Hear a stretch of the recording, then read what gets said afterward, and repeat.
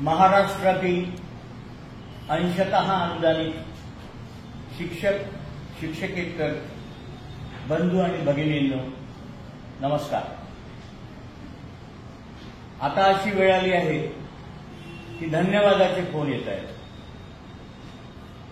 काही धन्यवाद मानू नका।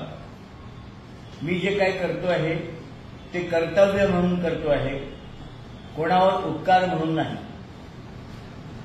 कर्तव्याचा भाग म्हणून या कामाकडे मी पाहतो, त्यामुळे मला धन्यवादाची गरज नाही हे अतिशय कृतज्ञतापूर्ण तुम्हाला सांगतो। आता दुसरे परत असा पण प्रश्न विचारतायत की आता पुढे काय।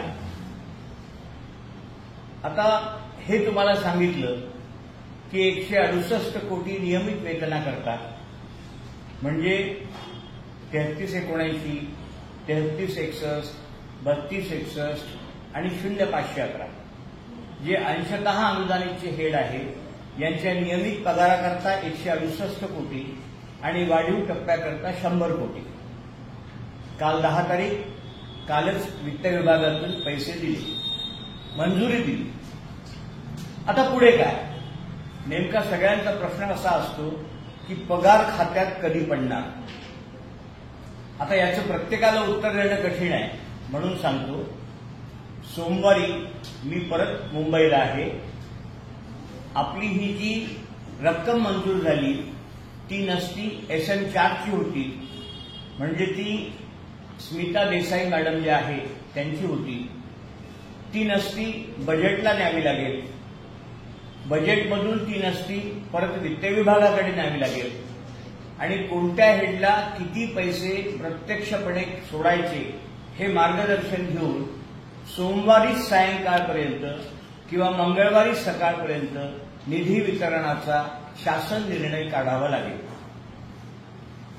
आता ही प्रोसेस काही फार कठीण नाही आहे। एक वेळा वित्त विभागाने पैसे मंजूर केले, आता मिळण्याकरता आपल्या खात्यात येण्याकरता काही फार मोठा प्रॉब्लेम नाही।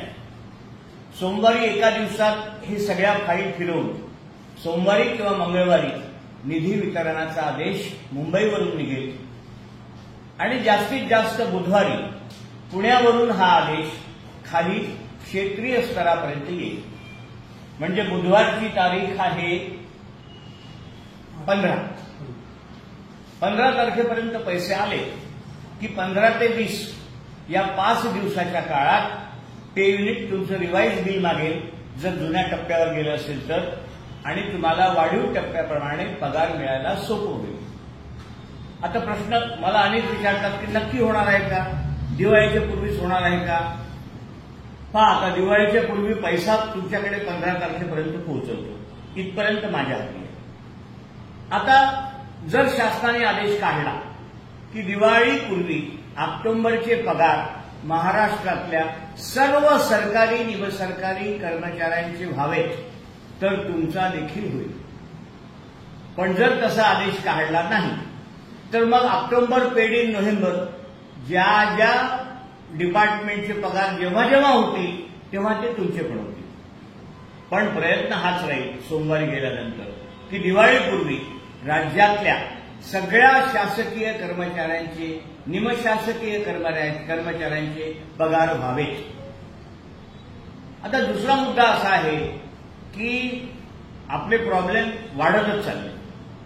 माध्यमिकच्या संच मान्यतेत बऱ्याच ठिकाणी शिक्षकेतरची पदं आली नाही, त्यामुळे बिल आता शालार्थाशी जोडल्यामुळे त्या शाळेचे पगार बिलच जाणार नाही, फॉरवर्ड होत नाही पुढे।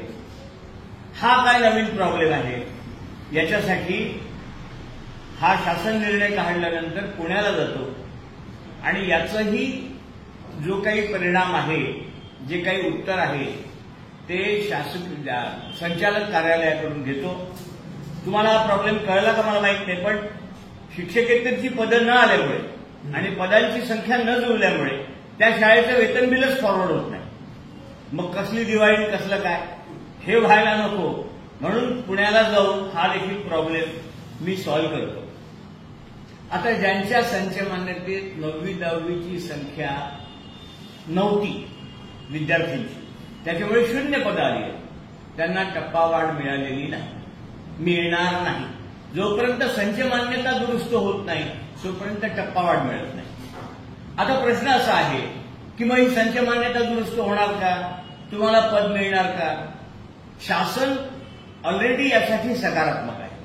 म्हणजे माननीय मंत्री महोदयांनी मागच्या एका बैठकीत आम्हाला सगळ्यांना, मला असं सांगितलं की 9वी-10वीला एकूण 40 जरी असतील तरी आपण किमान 2 पदं देऊ, 3 पदं देऊ.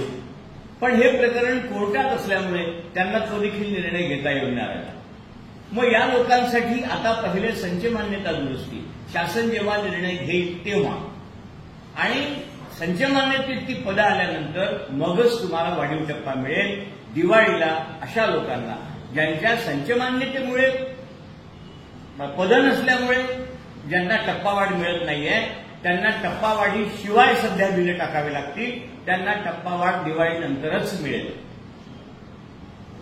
आता 22-23ला शेवटच्या वर्गाची पटसंख्या नव्हती, त्याच्यामुळे जे अनुदानापासून वंचितच राहिले. त्यानंतर 22-23ला संच मान्यतेत पद कमी आले, त्यामुळे काही पदांना 20 किंवा 40% मिळालं, परंतु 22-23ला वाढीव टप्पा मिळाला नाही. अशांचं काय? तर हे लोक आणि 22-23ला जे 40 वर गेले पण संच मान्यतेत पद न आल्यामुळे त्यांना अजूनही ते 20% पगार घेत आहेत असे. म्हणजे 22-23ला संच मान्यतेमुळे ज्यांचा जो प्रॉब्लेम आहे त्यांना मी उद्या अमरावतीला बोलावलं आहे, त्यांच्यासाठी विशेष त्यांना मार्गदर्शन करण्याकरता. तर उद्या आपल्या शाळेचा एक प्रतिनिधी जर प्रॉब्लेम असेल तर, किंवा विदर्भातल्या कोणाला सांगा की तुमचा हा प्रश्न आहे, तुम्ही अमरावतीला जातात आहात तर तो मांडा. तो जर माझ्यापर्यंत आला तर या सगळ्यांवरचं सोल्युशन देखील मी तुम्हाला या महिन्यात देतो. आता मी इकडे हे सगळं काम करतोय. आज सहज एक शिक्षक आले होते माझ्याकडे जे 100% अनुदानित होते. त्यांना मी म्हटलं की का हो, मी काय काम केलं तुम्हाला माहिती आहे का? ते म्हणले नाही. मग मला सांगा की आपल्याला टप्पावाढ दिली हे आपण अनुदानितच्या शिक्षकांना केव्हा सांगणार आहात?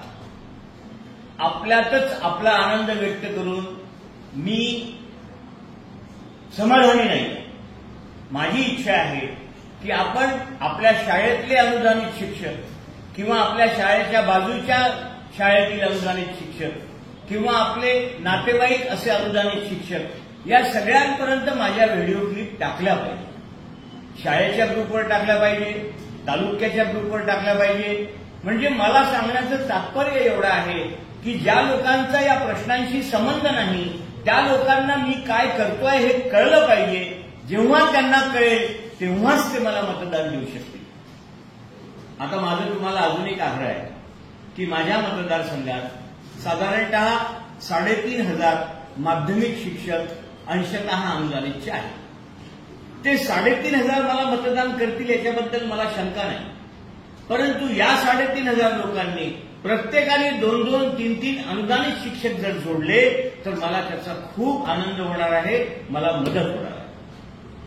माझ्या मतदारसंघाच्या बाहेरचे जे शिक्षक आहेत त्यांना माझी विनंती आहे की पुढच्या वर्षी शाळा सुरू झाल्यानंतर म्हणजे जुलैनंतर मी जेव्हा आवाहन करेल तेव्हा आपण जर मोठ्या संख्येनं अमरावतीत आलात आणि आपला 2-2, 4-4 लोकांना मी एक तालुका देईन, त्या तालुक्यातल्या प्रत्येक शाळेत आपण जर फिरला आणि माझं काम जर समजावून सांगितलं तर ती देखील माझ्यासाठी मोठी प्रेरणा असेल, आधार असेल. त्याच्यामुळे माझे खूप मतं वाढतील.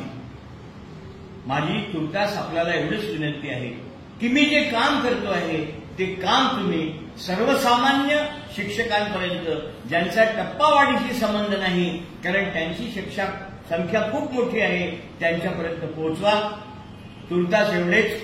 तुम्ही फक्त पाठीवर हात ठेवून लढ म्हणा. मी लढतोय. धन्यवाद.